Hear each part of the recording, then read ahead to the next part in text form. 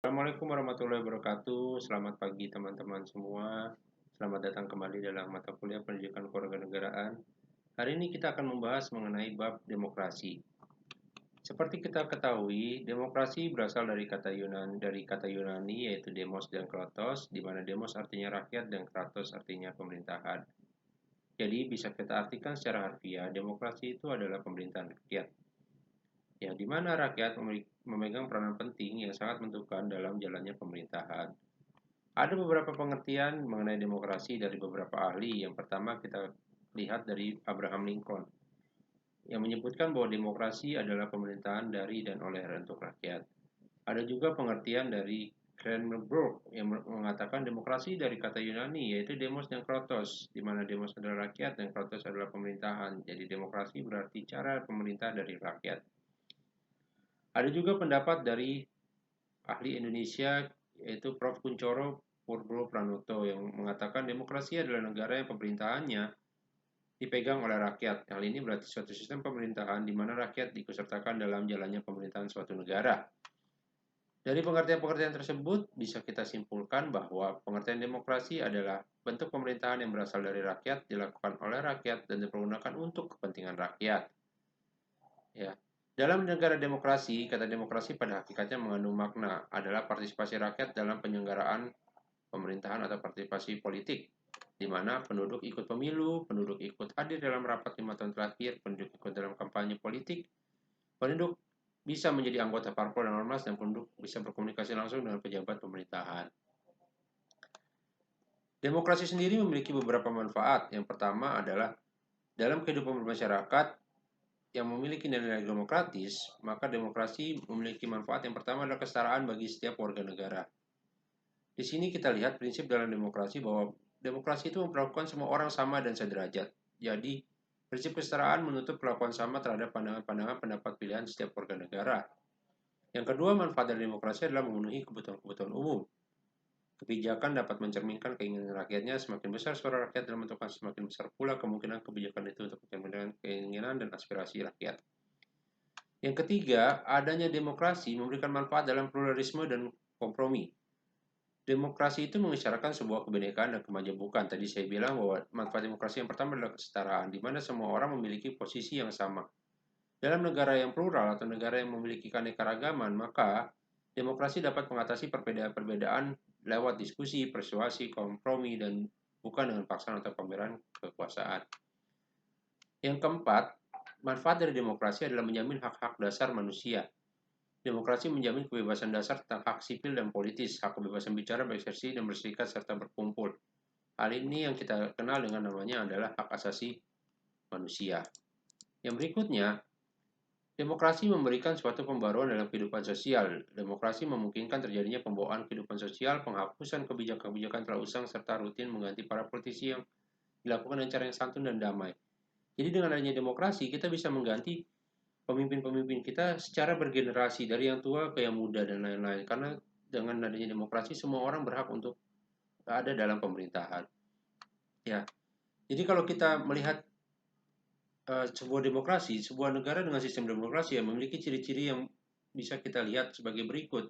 Apabila negara menyelenggarakan pemerintahan negara demokratis, mereka memiliki ciri-ciri yang pertama, adanya pergantian pemerintah secara berkala. Ya, jadi dengan negara demokrasi itu bisa dilihat bahwa pemimpin itu tidak memiliki jabatan yang absolut atau yang selamanya. Negara demokrasi itu memiliki pergantian pemimpin yang secara berkala. Seperti di Indonesia kita memiliki pergantian pemimpin secara 5 tahun sekali. Terus yang berikutnya adalah anggotanya memiliki kesempatan yang sama menempati kedudukan dalam pemerintahan untuk masa jabatan tertentu seperti presiden, menteri, gubernur, dan sebagainya. Ya, seperti kita lihat bahwa di Indonesia kita bisa melihat Indonesia adalah negara demokrasi di mana ciri-cirinya pertama ada pemerintahan berkala tadi. Yang berikutnya adalah kita sebagai masyarakat punya kesempatan yang sama siapapun kamu, apapun sukumu, rasmu, agamamu di Indonesia, kalian memiliki kesempatan yang sama untuk menjadi pemimpin. Ya, untuk jabatan-jabatan tertentu seperti presiden, menteri, gubernur, anggota DPR, DPRD, MPR, dan sebagainya. Ya. Yang berikutnya adanya pengakuan dan anggota masyarakat terhadap kehadiran tokoh-tokoh yang sah yang berjuang untuk pemerintahan. Ya, yang keempat dilakukan pemilihan lain untuk memilih pejabat-pejabat pemerintahan tertentu diharapkan mewakili kepentingan rakyat tertentu. Jadi saya bilang di sini bahwa Demokrasi Indonesia adalah demokrasi tidak langsung atau keterwakilan. Kita kenal ada lembaga yang namanya DPR, MPR, DPD yang mereka adalah wakil kita.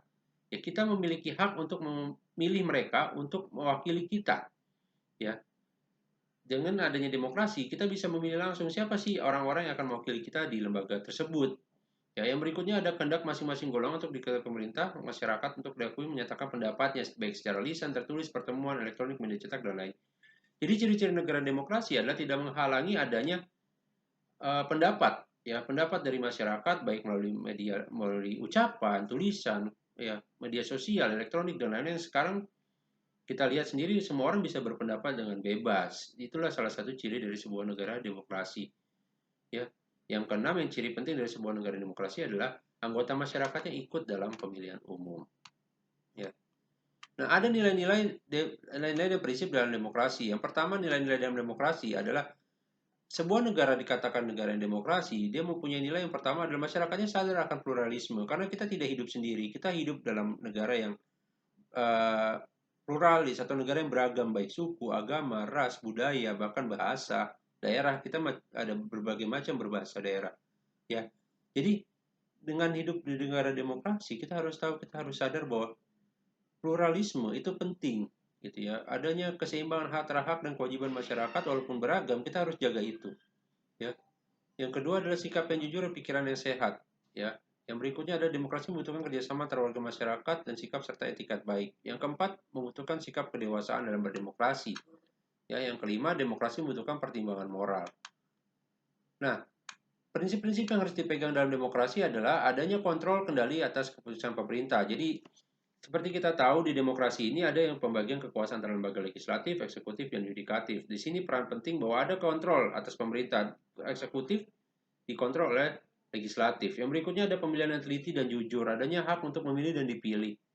Ya, adanya tadi saya bilang kebebasan menyatakan pendapat tanpa ancaman. Di negara demokrasi kita bebas untuk memberikan pendapat apapun. Tapi harus diingat, memberikan pendapat, ya, memberikan saran beda dengan hina. Ya, kita bebas untuk memberikan pendapat, tapi kita tidak boleh menghina orang yang kita tidak suka pendapatnya. Ya, yang berikutnya ada dengan ada prinsip negara demokrasi adalah adanya kebebasan untuk mengakses informasi. Setiap masyarakat boleh mengakses informasi yang apa mereka butuhkan untuk kepentingan mereka. Ya, yang keenam adanya kebebasan untuk berserikat. Ya, jadi ciri negara demokrasi adalah adanya kebebasan berserikat untuk atau berkumpul. Ya, jadi tidak boleh ada larangan untuk kita berserikat dan berkumpul apabila kita menganggap negara kita adalah negara demokrasi. Ya, ada beberapa jenis, ya, pemerintahan demokrasi. Yang pertama ada pemerintah parlementer yang kekuasaannya ada di tangan parlemen. Yang kedua ada negara dengan sistem presidensial atau kepala negara dikepalai oleh presiden. Ya, di Indonesia sendiri kita mengenal yang namanya adalah demokrasi Pancasila. Ya, apa itu demokrasi Pancasila? Ya, Pancasila merupakan sumber kejiwaan masyarakat dan negara Indonesia. Maka dari itu, rakyat Indonesia harus menjadikan pengamalan Pancasila sebagai perjuangan utama dalam kehidupan masyarakatan dan kenegaraan. Oleh karena itu, pengamalannya harus dimulai dari setiap warga negara Indonesia dan setiap penyelenggara Indonesia. Apa sih demokrasi Pancasila? Adalah demokrasi yang tetap memperhatikan nilai-nilai yang ada di dalam Pancasila. Ya, nilai-nilai Pancasila seperti apa? Seperti pengambilan keputusan harus dengan musyawarah mufakat dalam semangat kekeluargaan, mengutamakan keselaratan keseimbangan antara hak dan kewajiban, antara kepentingan pribadi, kepentingan sosial. Ya, dengan demokrasi Pancasila kita lebih mengutamakan kepentingan dan keselamatan bangsa di atas kepentingan pribadi atau golongan. Ya, jadi demokrasi Pancasila adalah demokrasi yang mengajarkan kita akan nilai-nilai yang terkandung dalam Pancasila. Ya, tadi balik lagi sebagai negara yang dengan beraneka ragam suku, ras, dan bangsa dan budaya, Pancasila sebagai suatu nilai fundamental yang harus tetap dijaga dalam negara kesatuan Republik Indonesia. Untuk selanjutnya akan saya terangkan dalam sesi yang berikutnya. Jadi kita lanjut lagi minggu depan. Selamat pagi. Assalamualaikum warahmatullahi wabarakatuh.